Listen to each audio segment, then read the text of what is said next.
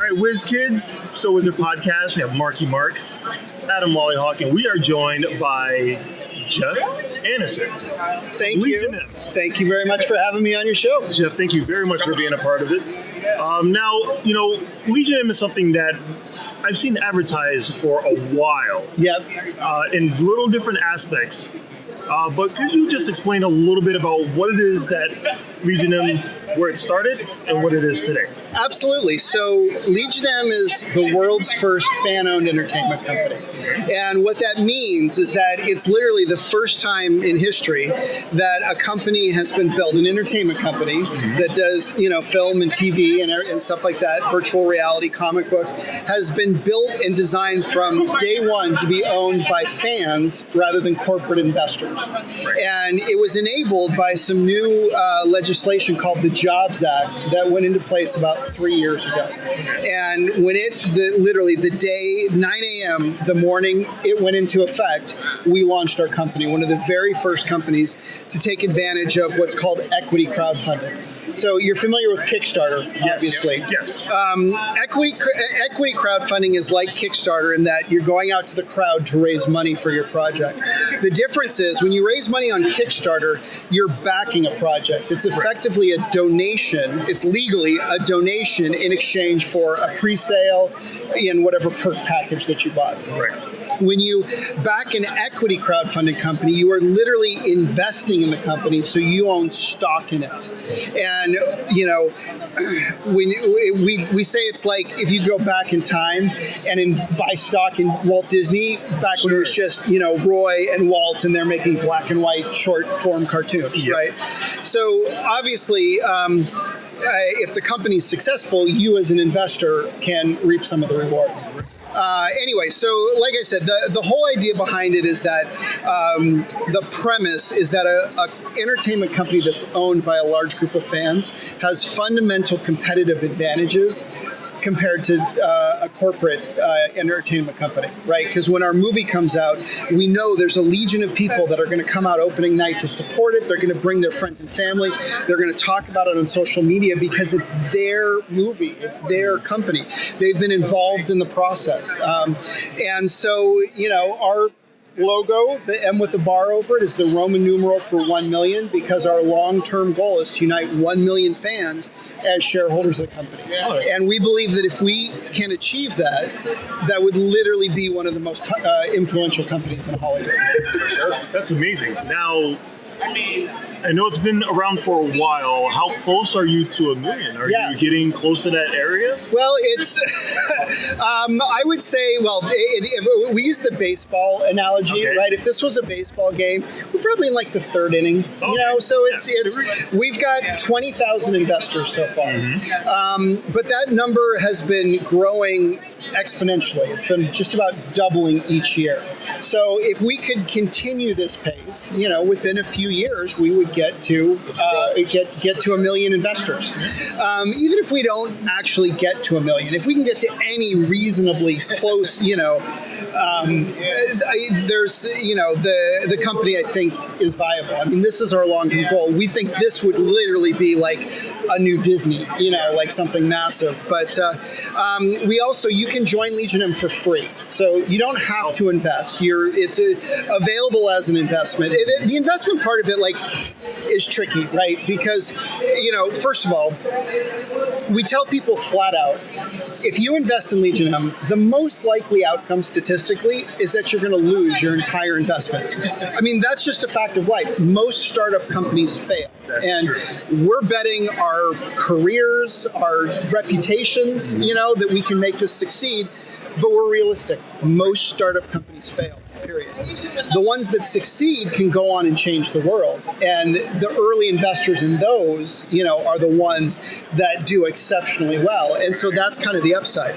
But we also recognize that asking you to invest $100 in our company is a big ask, especially because you don't know me, right? There's a lot of scams on the internet. Everybody's heard of the Fire Festival, and, So we wanted to allow fans to get a chance to know us and to come in and to be a part of the community before they made a decision. And, as a company whose power, whose strength comes in numbers, if you want to join Legion M and be a free member for the rest of your life, that's fine, right? People who believe in the idea of like a fan-owned company and want to be a part of shaping the future of Hollywood are all welcome.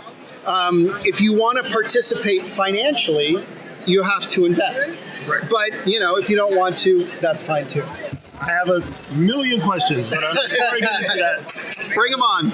Adam, do you have anything you want to ask? I was just going to say that you made the Fire Festival comparison, but your company has already put out some pretty great, pretty big projects. Yes. I know the upcoming Alien documentary is going to be huge because it's Alien. Yeah. The upcoming Jay and Silent Bob reboot, Kevin Smith has a very loyal following already. It's probably already sold out everywhere. Yes. I saw you did Colossal, which was also great. What were some other big projects that got you to the next level? It's a great question, and it's funny. A lot of people don't realize it, but 3 years ago, when we were doing this interview, it would have just been me with an idea and Paul, the co-founder, and like, hey, we've got this great idea, right? And we had to convince people that even though we didn't already have a Legion, right, we didn't have any money, but this was an idea worth backing, and we were very fortunate because we were able to work with people like Stan Lee and Kevin Smith. We were able to get in on Colossal. We didn't make that movie. We didn't finance it, right? We saw it as a finished film, and we invested with Neon, who was the distributor, and had a very small kind of investment in that. But that was really important because it communicated to the world, this is what Legion is about. That movie in particular, because it's so original, like just breathtakingly out of the box, crazy original, the sort of thing that Hollywood could never make, right? And so we felt like so lucky to be able to use that, have that as a first project. But after that, we went on, we partnered with Dean Devlin, the creator of Stargate and Independence Day, to do Bad Samaritan.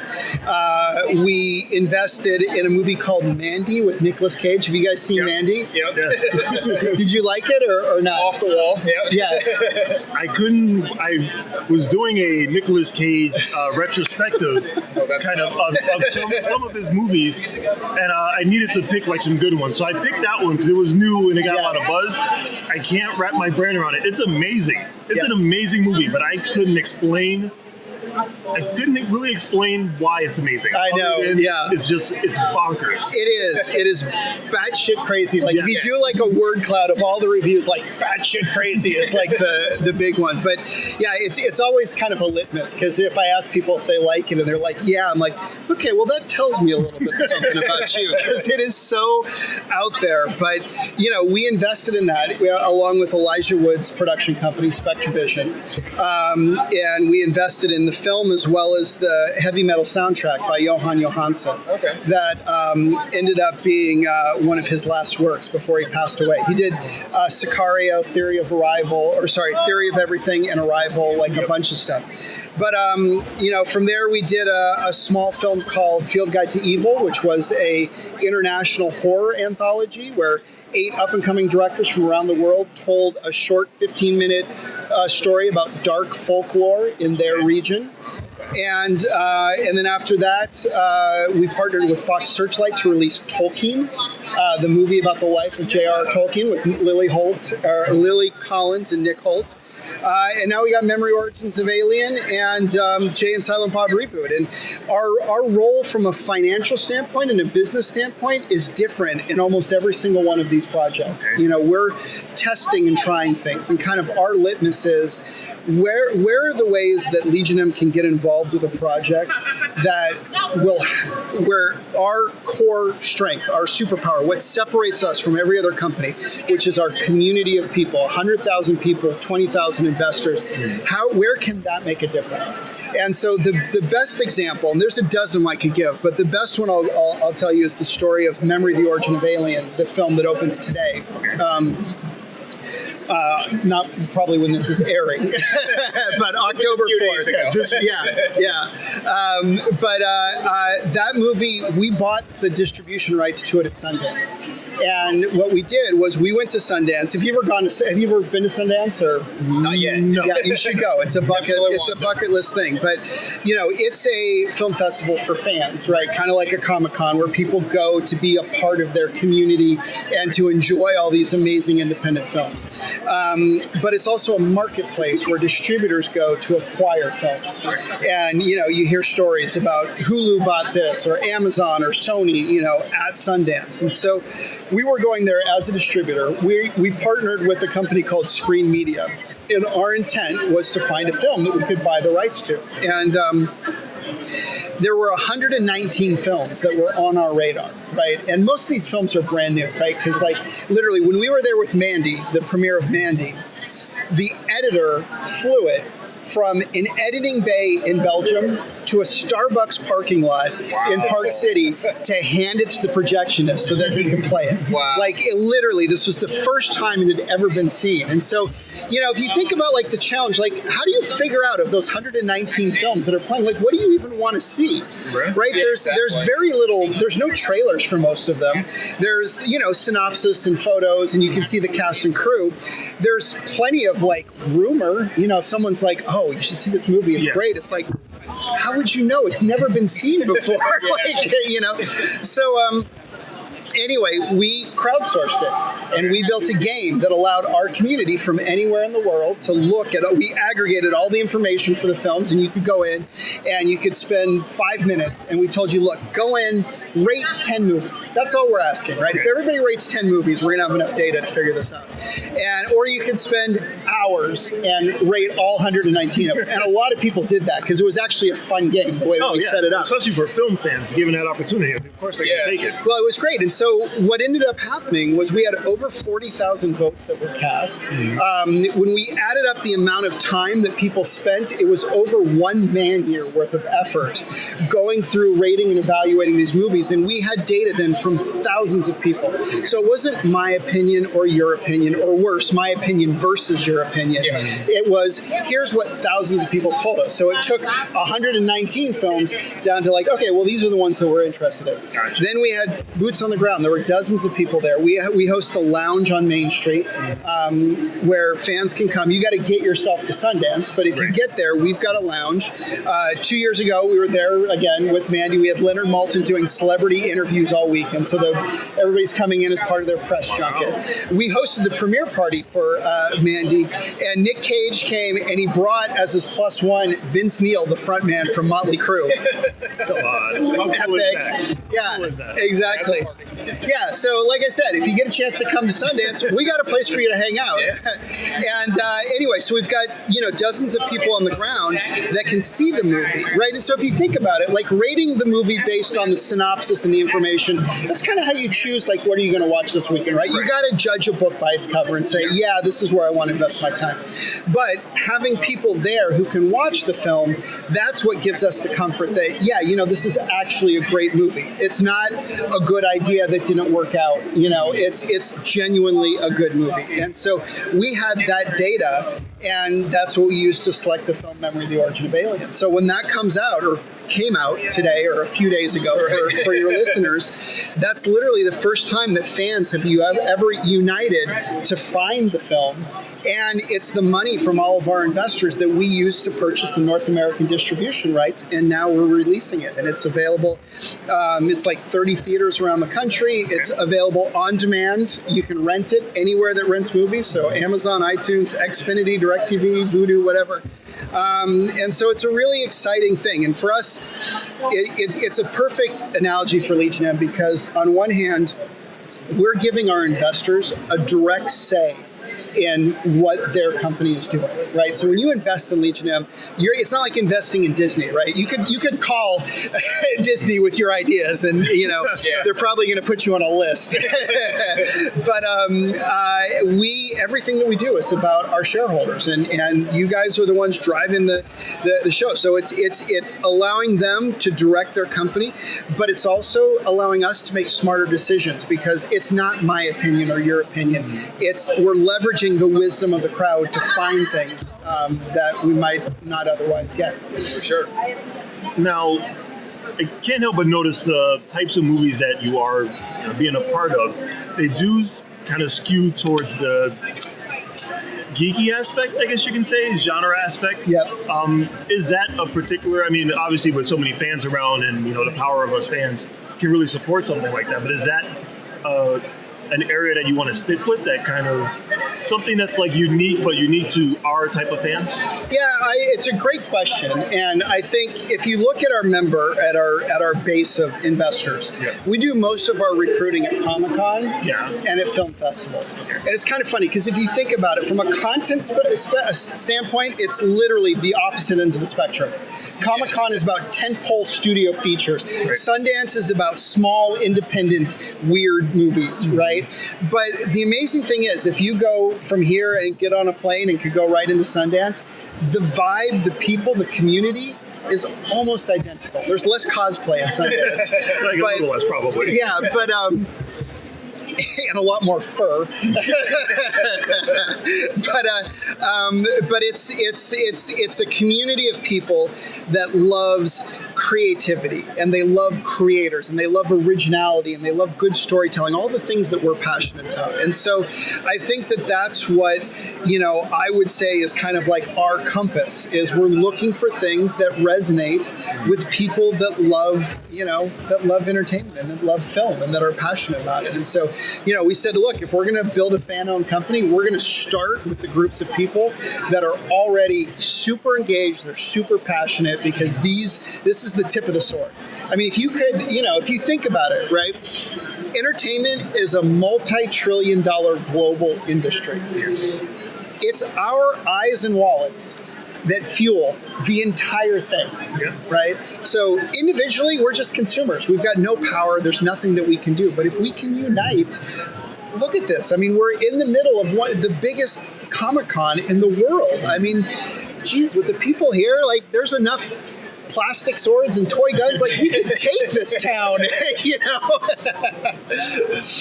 Absolutely. I don't know if you already answered this at the beginning. I don't think you did directly, but I understand the Jobs Act and how you started the company and everything. Why? What was your spark? So it's a great question. We were particularly sensitive to this because this is my third company with Paul. So we're both serial entrepreneurs. Our first company was a company called Moby TV. We were the first ones in the world in 2003 to launch live television on a cell phone. Oh. You can think back to like the very first flip phones, back when cameras on a phone, A, was like a honking thing, attached to the phone, and B, was like a novelty where people were still like, I don't see why you'd ever want a camera on a phone. So it was in that era, and at the time we had this. I mean, it was terrible quality by today's standards. The frame rate was like one frame every 3 seconds.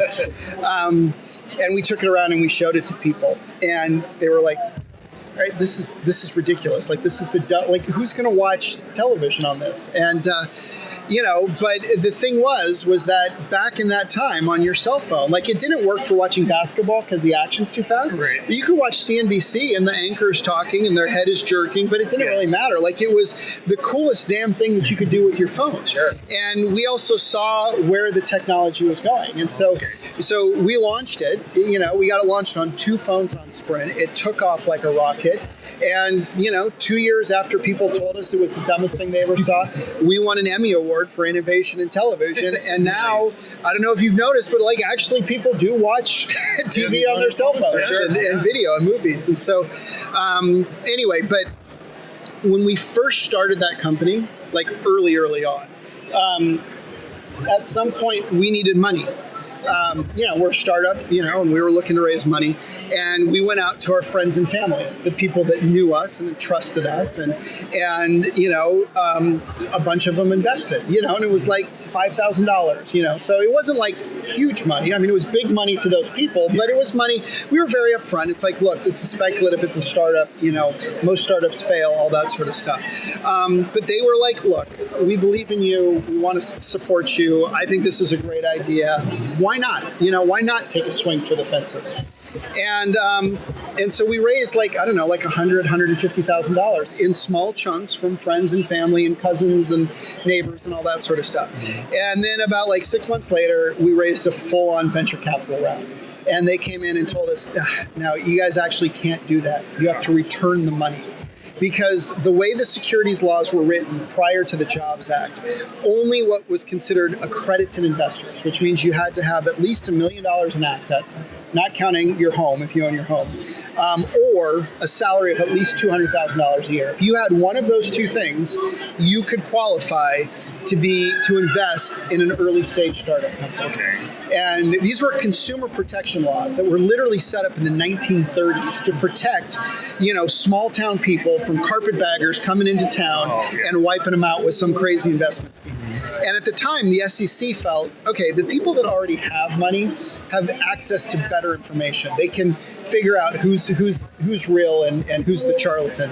And anyway, that was 80 years ago. Today we've got access to more information on our cell phones than J.D. Rockefeller had it in his entire lifetime. And the SEC got with the times, and they said, okay, well, it's not like a free-for-all, right? We're heavily regulated as a company. We have to do audited public financial statements.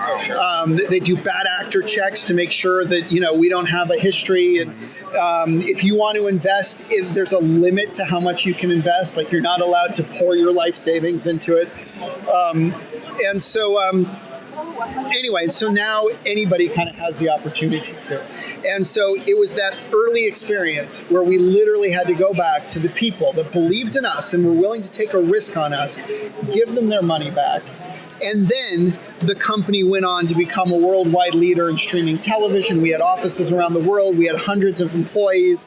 And it just sucked, And so we were very much attuned to the Jobs Act when it came to pass. And that's why literally at 9 a.m. the day it went into effect, we were there. We were one of the first ones to take advantage. Yeah. And just as an aside, I think the Jobs Act has the potential to revolutionize a lot of industries. This idea that what if you activate your most passionate consumers and let them own a piece of the product or own a piece of the company is extremely powerful in a lot of different realms.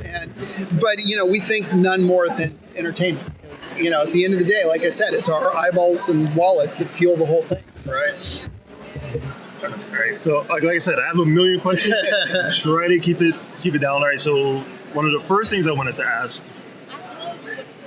obviously, the Aliens documentary is going to be amazing because anyone worth their salt who loves sci-fi movies knows that the original movie is amazing. So, seeing the story behind the guy that did the designs, that's going to be great. The whole thing, it's certified fresh on Rotten Tomatoes. It's really good. Like if you're a hardcore Alien fan, absolutely. Yeah. I consider myself a casual Alien fan, meaning like I've seen the movie a couple times. Okay. I love the movie, but I don't like own the books. I haven't, gone out and bought the deep dive. Yeah, exactly. But I'll tell you, like I've even talked to people that have never seen the film Alien.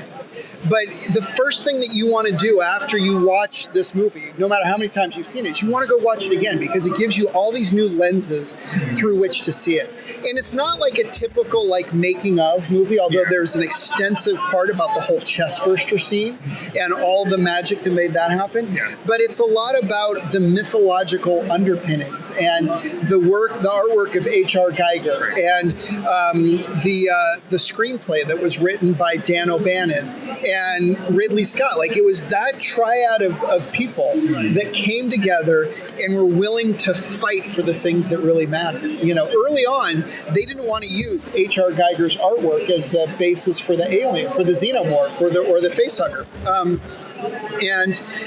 First Dan O'Bannon and then Ridley Scott had to dig in and fight the studios to get it because they knew that it was right. The studio's like, hey, we want to show you some other designs. It's like, I don't want to see anything else. Like, I have found my alien. Like, we're done, And anyway, so the whole thing is fascinating. It also talks about a lot of the cultural impact that it had and the legacy that it left for other films, as well as some of the things that inspired it, some of the, underground underground comics, that helped kind of inspire and artwork and mythology, even entomology, talking about like insects. And apparently there's a wasp that's one of the most prevalent species on the planet that lays its eggs inside of a caterpillar, and the eggs hatch. And caterpillar be damned. So it's like the whole thing is fascinating. It's a really great film, and like I said, whether you're hardcore, you've never seen it, there's a little something for everyone.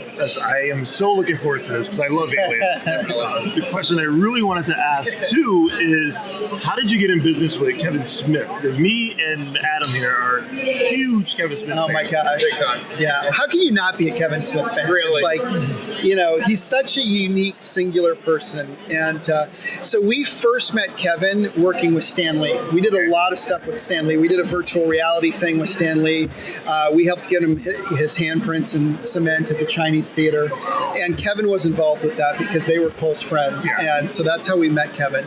And, like I said, everything we do is driven by our community. So, we're constantly polling, and, we'll ask like, hey, what directors should we do a project with? If we could wave a magic wand, who would you want to do a movie with? And, you see names like Guillermo del Toro and, J.J. Abrams and Kevin Smith. So when this opportunity came up, we knew that our Legion would be on board, and we jumped at the opportunity. Nice. And so it's been fantastic. I mean, we invested in the film. So if you're an investor in Legion M, you literally are an investor in that movie.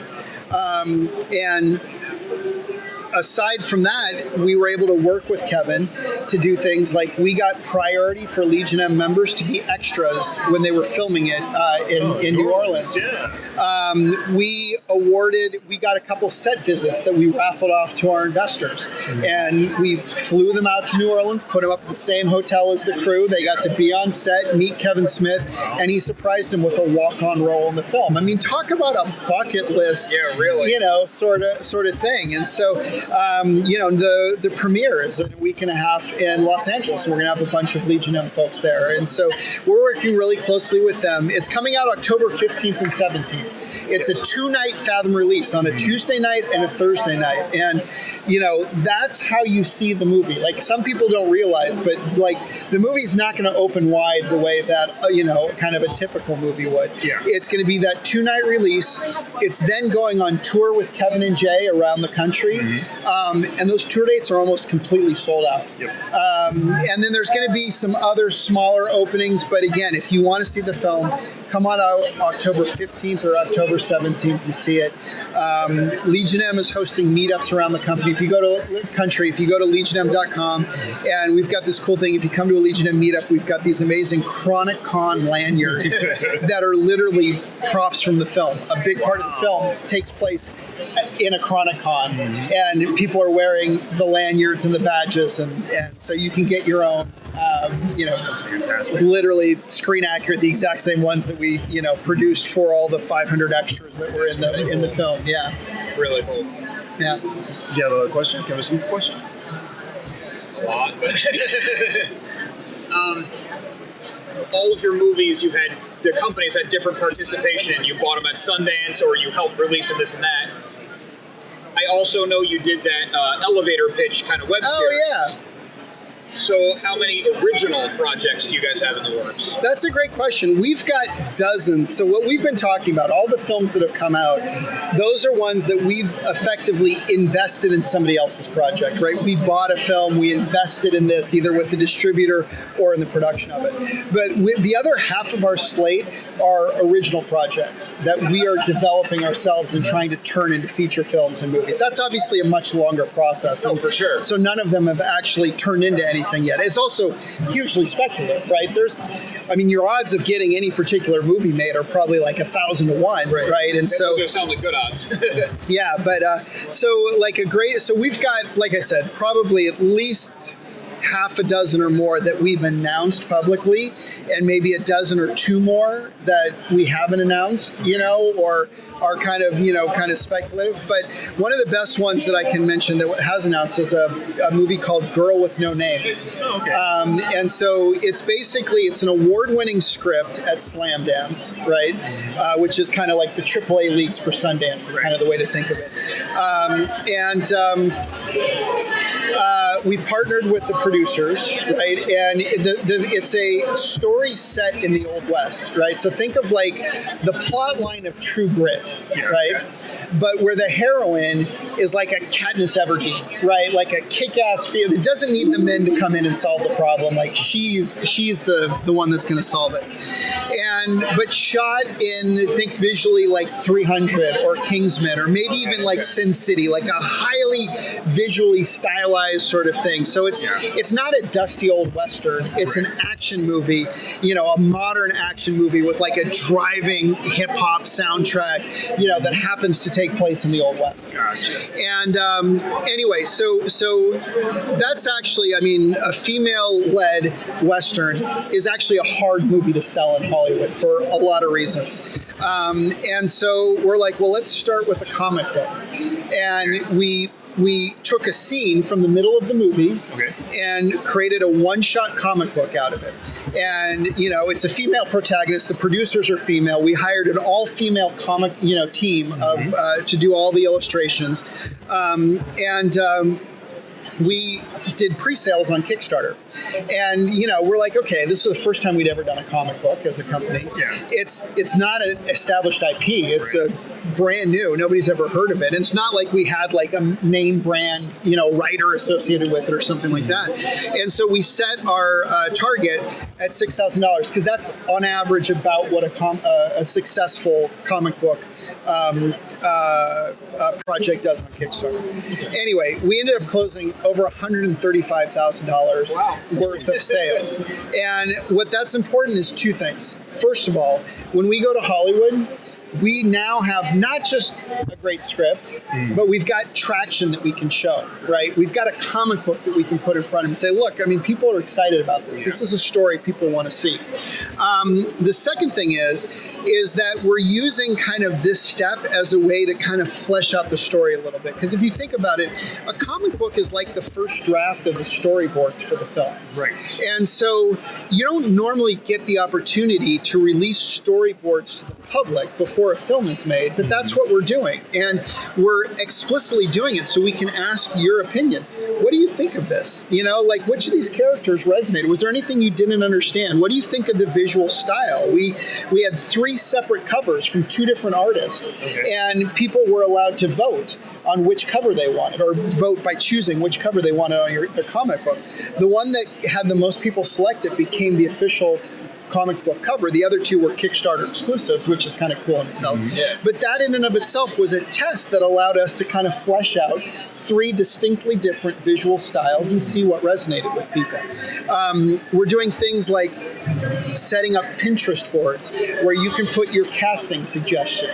We're doing like a group shared playlist on Spotify where you can say, oh, these are some songs that I think would be worth considering. The people that back the comic book get the opportunity to do an online session with the director so they can hear your feedback. And, it's all of this idea that I mentioned at the beginning. How can our superpower, which is a community of active, engaged fans, help improve the odds of success for the project? Absolutely. Yeah. That's really cool. You're not just crowdsourcing financially, you're crowdsourcing focus groups and talent. And that's the thing. Like, everybody gets this idea that if you've got a legion of fans behind the film, that you can make it more successful.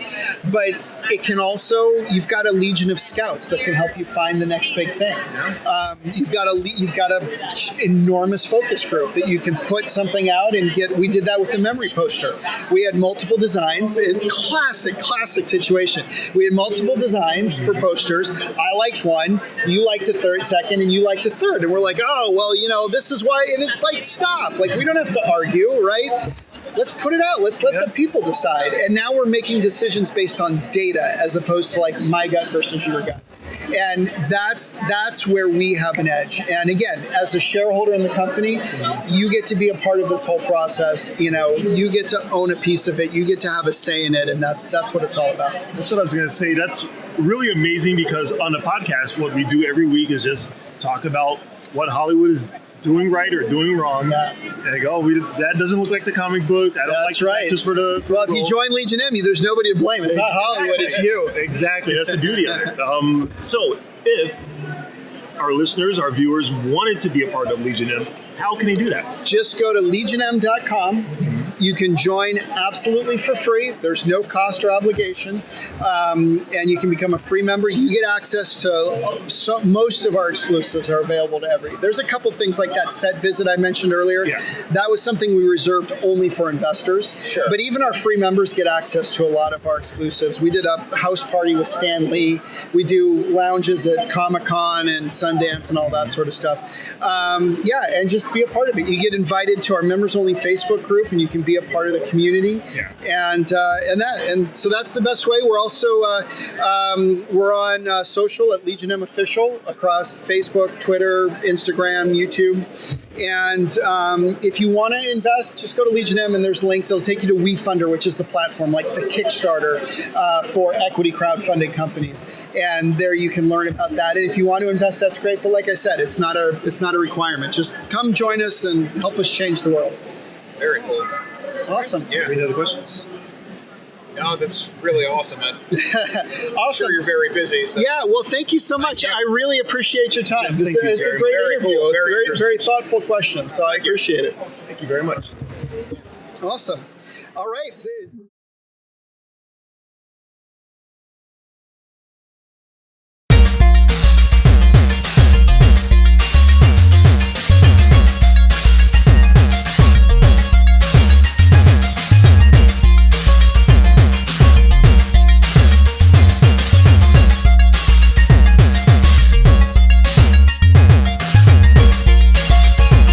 I like the hat. That's a great way to deal with like the pins too. Thanks. I think that's a cool idea. I appreciate it. Yeah. Someone gave me one like a while ago. This is like all this stuff that I love. My podcast, Avatar, Last Airbender, Firefly. I love it. I love the So Wizard. That's a great logo. Yeah, we've been doing a new episode every week for 5 years. We just did our 5-year anniversary. Congratulations. So what is the genesis of that? Like, is that like a saying, like, that's So Wizard, Yeah, you know? in episode 1, there was a kid right when Anakin was going to do the pod race, and a little kid was like, "Oh, that's So Wizard, Annie." So we love Star Wars. That's awesome. Oh, that's really cool though. That's like a good, like cool, like mainstream enough, but also obscure enough reference that it's, it works.